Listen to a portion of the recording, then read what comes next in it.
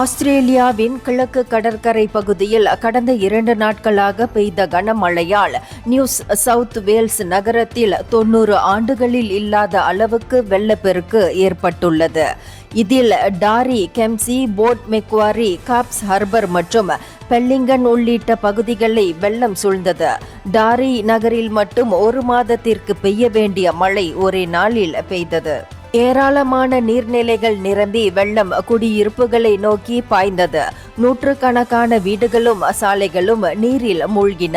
500க்கும் மேற்பட்டோர் வெள்ளத்தில் சிக்கினர். வீடுகளின் மேல் பகுதியிலும் பாலங்களிலும் அவர்கள் தஞ்சம் அடைந்தனர்.